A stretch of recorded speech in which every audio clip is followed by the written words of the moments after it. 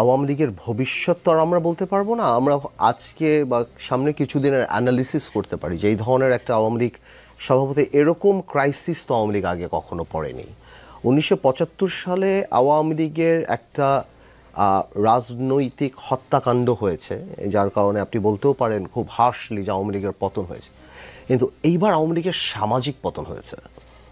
এই পতনটা বাংলাদেশের ইতিহাসে কখনো হয়নি, যার কারণে আমি বারবার বলি যে এরশাদ সাহেবের পতন হওয়ার পরও তার 3 দিনের মাথায় মিজান চৌধুরী তার বাড়িতে দল বানিয়েছিল বা দলের অফিস করেছিল। আজকে 7 মাস হয়ে গেল আওয়ামী লীগ একটা কুড়েঘরও পায়নি যে কেউ দাঁড়িয়ে বলবে। এখন কুড়েঘর পায়নি না কুড়েঘর খোঁজেনি সেটাও একটা বড় ব্যাপার। যে আওয়ামী লীগের ভবিষ্যৎ সামনে কী হবে এটা নির্ভর করবে যে আওয়ামী লীগের নেতৃত্ব কী হবে। একসময় যখন বলা হতো যে শেখ হাসিনা ছাড়া কোনো অল্টারনেট নাই, শেখ হাসিনার কোনো অল্টারনেট নাই, শেখ হাসিনা। এখন আওয়ামী লীগের আবার একটা গ্রুপ মনে করছে যে এই শেখ হাসিনাই যে স্ট্রেংথ ছিল, তাহলে কি আপাকেই বাদ দিতে হবে, আপাই কি লায়াবিলিটি? একটা গ্রুপ ন্যাচারালি চিন্তা করতেই পারে। আবার আওয়ামী লীগেরও যত বক্তৃতা আওয়ামী লীগ সভানেত্রীর কাছ থেকে শুনেছে, আওয়ামী লীগ নেতৃত্ব পরিবর্তন হওয়ারও কোনো সুযোগ বা কোনো মানসিকতা দেখি না।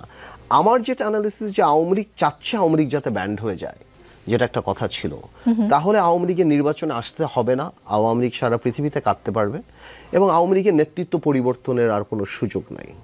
কারণ আর যদি ব্যান না হয় এবং আওয়ামী লীগ যদি নির্বাচন, ব্যান তো হচ্ছে না আমার যে পলিটিক্যাল ধারণা, আওয়ামী লীগ যদি নির্বাচনে অংশগ্রহণ করার জন্য খোলা, আওয়ামী লীগ আসুক নির্বাচন করতে, সেই ক্ষেত্রে আওয়ামী লীগের কিন্তু দায়িত্ব নিয়ে একটা প্রশ্ন উঠবে। বিকজ আমার মনে হয় না সভানেত্রী এই মুহূর্তে ওই মোরাল জায়গায় আছেন যে উনি জেল খেটে জেলে থেকে বসে ওটা করবে। ওটা করার জন্য অনেক মোরাল সাপোর্ট লাগে, যেটা আপনার 1/11-এর সময় ছিল যে উনি দেশে ফিরে এসে করেছেন, because people were with her. ওই সময় একটা বড় জনসমর্থন ছিল। এখন ওই জিনিসটা না, এখন আওয়ামী সমর্থন আছেন, জনসমর্থন কিন্তু নাই। এবং ওনার একটা সময় ধরেন 5ই আগস্টের আগে একটা সময় আওয়ামী লীগ সরকার যখন ছিল, মনে হতো না আপনার যে আওয়ামী লীগ রিপ্রেজেন্ট করতো, বা বিষয়টা এমন মনে হতো যে বাংলাদেশে আওয়ামী লীগ ছাড়া আর কোনো মানুষ নেই, বাংলাদেশে যা আছে সবই আওয়ামী লীগ। এখন যদি সেই দলের নেতারা বিশেষ করে ফেরত আসে এবং দলকে আবার গোছানোর চেষ্টা করে, আসলেই কি বাংলাদেশে এখন যে সিচুয়েশন, এখন আমার মনে হচ্ছে বাংলাদেশে আওয়ামী লীগ বলেই কিছু নেই, সেটা কি সম্ভব? না, আপনার বুঝতে হবে পুরো সিচুয়েশনটা কিন্তু আলাদা একটা জিনিস। ঘুরে দাঁড়ানোর যে রাজনীতি, সেখানে না একটা মোরাল জায়গা থাকে। এখন আওয়ামী লীগ কিন্তু 75-এর পরও ঘুরে দাঁড়িয়েছে, আওয়ামী লীগ কিন্তু 1/11-এর পরও ঘুরে দাঁড়িয়েছে, কিন্তু এখন আওয়ামী লীগ চোর, এখন আওয়ামী লীগ দুর্নীতিবাজ। এখন যে আওয়ামী লীগকে আপনি এত ভালো মনে করতেন, সে আওয়ামী লীগ এস আলমের পকেটে, দরবেশের পকেটে, আরও অনেকের পকেটে। একটা এমপি মন্ত্রীর 250, 300, 400, 500 বাড়ি, পিয়নের কাছে 400 কোটি টাকা। এই লায়াবিলিটিগুলি আপনার নিতে হবে, এই জিনিসগুলি। সো আওয়ামী লীগ দেশে বিদেশে বদনাম হয়ে গিয়েছে, আওয়ামী লীগের হাতে রক্ত, আওয়ামী লীগ 3বার গণতন্ত্র হত্যা করেছে। সো এত বড় এক্সট্রা ব্যাগেজ নিয়ে ওই ক্যালিবারের, ওই স্ট্যাচারের কোনো নেতা নাই যে এসে বলবে যে আমি ঘুরে দাঁড়াবো। আর যে আসবে সে এখন এভিয়ান পানি খায়, তার প্রেফারেন্স চেঞ্জ হয়ে গিয়েছে। আপনি বুঝতে পারছেন, একসময় যারা এই রাজনীতিটা করতো, যারা আইয়ুব খান, ইয়াহিয়া খানকে ভয় পায়নি, কারণ তাদের মধ্যে অনেস্টি ছিল। এখন তারা 1000 কোটি টাকার মালিক। কেন আসবো আমি কষ্ট করে? আমার তো হয়ে গিয়েছে, আমার তো বয়স হয়ে গিয়েছে, আমার বাচ্চারা বিদেশে সেটেল, প্রত্যেকটা মন্ত্রী মিনিস্টারে তো বাচ্চারা বিদেশে চলে গিয়েছে। এই লাগেজটা করে ওরা ট্রেন্ড না। ওরা এতদিন মারামারি করেছে, পাশে পুলিশ, ডান দিকে হেলমেট বাহিনী, বাম দিকে এরা, বাম দিকে এসবি। ওদের রাজপথে আন্দোলন করে আওয়ামী লীগকে আনার জন্য ওরা ট্রেন্ড না, দে আর নট ট্রেন্ড। যে 25 বছর বয়স আজকে যে ছেলেটার, ও তো জন্মের পর থেকে যে আওয়ামী লীগ করে, ও তো দেখে যে আমি তো ক্ষমতায়, তো দে আর নট ট্রেন। তো আমার মনে হয় এখন দেখুন 75-এর 15ই আগস্টের পরে যখন সভানেত্রী ফেরত আসলো, তখন তার পাশের লোকগুলি কারা ছিল? রাজ্জাক সাহেব, আমু সাহেব, তোফায়েল, আব্দুল সামাদ, আজাদ, মতিয়া চৌধুরী, এটা ওইটা আরও কত বড় বড়, কেউ নাই। আজকে আপনি ছোট একটা বলতে হয় সভানেত্রী একটা ঝাড়বাতি, সেটা বন্ধ হয়ে গিয়েছে, সবাই চলে গিয়েছে, দিস ইজ নোবডি। তো আপনার তো ওই টিম লাগবে, আজকে ওই টিমটা নাই। তো আমি মনে করি আওয়ামী লীগের জন্য সামনে খুব কঠিন অবস্থা হয়ে দাঁড়াবে। এবং সভানেত্রী যদি কোনো কারণেও ওই কনফিডেন্স নিয়ে ফেরত আসে, তাহলে আমার মনে হয় যে things will be different, because আগের মতো ওই ইমোশন আওয়ামী লীগের পক্ষে নেই। সো আমি মনে করি আর যদি আওয়ামী লীগের মধ্যে ষড়যন্ত্র হয়, চক্রান্ত হয়, আওয়ামী লীগের একটা গ্রুপ যদি মনে করে যে আমরা ভাঙবো, আওয়ামী লীগ ভাঙবো, আওয়ামী লীগ আসবো, আমরা একটু লেভারেজ পাবো, মানে আমাদের কাছে আর কি রাজনৈতিক ভাষায় যেটা আমরা বলি আর কি, এটা হতেই পারে, সেই ক্ষেত্রে আবার সিচুয়েশন ডিফারেন্ট হবে। বাট এখন পর্যন্ত আপনি আওয়ামী লীগ বলে না, পলিটিক্যালি তো আগে গাছ লাগাতে হবে তারপর ফল খাবেন আপনি, আওয়ামী লীগ ওটা নিয়ে ইন্টারেস্টেডই না।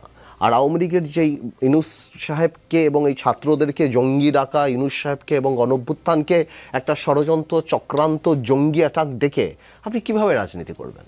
সাবটিরিয়ার কোনো দেশ প্রধানমন্ত্রীর তো একটা গলার মালা যেটা ইউনূস সাহেবের গলা থেকে খুলে অন্য ক্যালিটি নেয়। আওয়ামী লীগের আসলে প্রক্রিয়ার মধ্যে দিয়ে আসতে হবে, যেই প্রক্রিয়া এখনো স্টার্ট হয়নি। জি, এই প্রক্রিয়াটা স্টার্ট করার জন্য আপনি বলছেন যে ক্ষমা চাইতে হবে, জিনিসটাকে আসলে জুলাই গণঅভ্যুত্থানে স্বীকার করতে হবে। জি, এই গণঅভ্যুত্থানটাকে স্বীকার করতে হবে।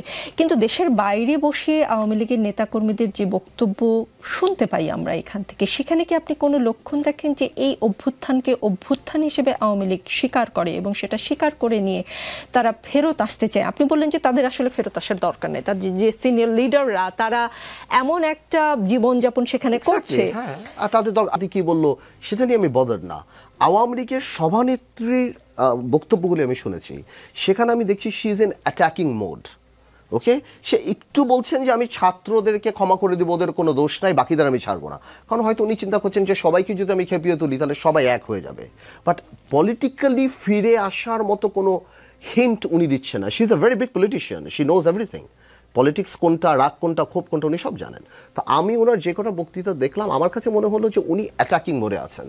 সুতরাং উনি যখন অ্যাটাকিং মোডে আছেন, ইলেকশন 8 মাস পরে, তো ওই ধরনের ইলেকশনে যাওয়ার জন্য ওনার কোনো ওই জিনিসটা নেই এবং প্রশ্নই উঠে না যে অনুশোচনা বা আপনার গণঅভ্যুত্থানকে স্বীকার করা বা ক্ষমা চাওয়া, ওটা আমি তো দেখছি না। তো এই জন্য বাইরের কে কি বললো না বললো সেটা আমার কাছে আসলে সিগনিফিকেন্ট মনে হয় না। জি, বিএনপির কাছ থেকে আমরা বিভিন্ন ধরনের কথা পাচ্ছি এবং কিছুটা প্রোপাগান্ডা ছড়াচ্ছে এমন কথাও কেউ বলছেন। বিএনপি বলছে যে বিএনপির বিরুদ্ধে বিভিন্ন মহল প্রোপাগান্ডা ছড়াচ্ছে, দেশের ভিতরেও বাইরে ষড়যন্ত্র শুরু হয়েছে। কথাগুলো বিএনপির ভারপ্রাপ্ত চেয়ারম্যান তারেক রহমান নিজেই বলেছেন এবং হাওয়ায় একটা কথা ভাসে যে যদিও প্রমাণ নেই, আমি প্রমাণ করতে পারবো না, কিন্তু আমরা যেহেতু সাংবাদিক নানান সোকে আউট করার একটা ষড়যন্ত্র চলছে, এটা দেশি বিদেশি আন্তর্জাতিক ষড়যন্ত্র, এবং তারেক রহমান নিজের মুখেও অমন ইঙ্গিত দিয়েছেন। এই ষড়যন্ত্রের বিষয়ে আপনি কিছু জানেন কিনা? না না, জানা মানে তো আপনি ডেঞ্জারাস প্রশ্ন করলেন। আমি জানি মানে তো মানে এটা একটা বিরাট, না আপনার কানে গিয়েছে না এটা ষড়যন্ত্র মানে আমি ওইভাবে বলছি না। ন্যাচুরালি এখন যেহেতু তারেক রহমান সাহেব বাংলাদেশে পুরো বিএনপিটার নেতৃত্বে উনি, এবং উনি গত কত বছর ধরে বিএনপি সাকসেসফুলি নেতৃত্ব দিচ্ছেন বাইরে বসে, 17 বছর শুধুমাত্র আওয়ামী লীগ চেষ্টাই করেছে তারেক রহমানকে এবং বেগম খালেদা জিয়াকে কীভাবে মেলাইন করা যায়। এবং আমার এটাই ভালো লাগে যে যা যা বলার চেষ্টা করেছিল বিএনপি চেয়ারপারসন তারেক রহমানকে, আজকে বাংলাদেশের মাটিতে আওয়ামী লীগই তাই সবচেয়ে বেশি হয়ে গিয়েছে। না, যা যা বলার চেষ্টা করতো, খুনি বলেন, দুর্নীতিবাজ বলেন, নেই। তো সেরকম বিএনপি চিন্তা করতেই পারে যে চারিদিক থেকে ষড়যন্ত্র হতেই পারে, কিভাবে তারেক রহমানকে বাইরে রাখা যেতে পারে, কিভাবে বিএনপিকে ক্ষমতা থেকে বাইরে রাখা দেখতে চায়। আই এম শিওর এগুলি ফেস করেই আমাদের সামনে এগিয়ে যেতে হবে। বাট বিএনপিকে নিঃশেষ করে দেবে, মানে আমি বাইরে থেকে বলছি, আমি তার বিএনপি করি না, বাট বিএনপির সাথে আমি 20 বছর কাজ করে আমার মনে এটা খুব ডিফিকাল্ট হয়ে যাবে, এটা সম্ভব না। তাহলে যে ষড়যন্ত্রের কথা আমরা শুনি, সেই ষড়যন্ত্রের কারণে বা সেই ষড়যন্ত্রের পার্ট হিসেবে তারেক রহমান দেশে আসছেন না, নাকি তিনি নিজ ইচ্ছাই আসছেন না? দেখুন, তারেক রহমান সাহেব কেন দেশে আসছেন না সেই ব্যাপারে তো ওনার সাথে আমার কখনো কোনো কথা হয়নি। আমি মনে করি যেহেতু দেশের অবস্থাটা ফার্ম না, এই কারণে উনি আসছেন না, এবং উনি ওখানে বসে তো ভালোই চালাচ্ছেন, কথা বলছেন, সবই চলছেন। আমার মনে হয় নির্বাচনী রোড ম্যাপ আসলে উনি আসবেন, উনি তো আর ফুট করে চলে আসবেন না। উনি আসলে একটা অ্যারেঞ্জমেন্ট হবে, একটা আলাপ হবে, একটা বড় একটা ব্যবস্থা আছে। পলিটিক্যাল নেতারা আসলে যখন প্রত্যাবর্তন দিবস যেটা হবে বাংলাদেশের ইতিহাসে সবচেয়ে বড় একটা, I am sure BNP will arrange something like that. তো আমার মনে হয় সেটা একটা বড় অ্যারেঞ্জমেন্টের ব্যাপার, এবং যেদিন উনি আসবেন সেদিন থেকে একটা অঘোষিত ক্ষমতায় ওনার প্রভাব, যেটা বাংলাদেশে যেভাবে কাজ হয়, তো আমার মনে হয় উনি হয়তো এই জন্যই সময় নিচ্ছেন, বা ওনার কাছে কি ইনফরমেশন আছে আমি তো জানি না। বাট আমি পলিটিক্যালি মনে করি যে আমি তো ঢাকা টাইম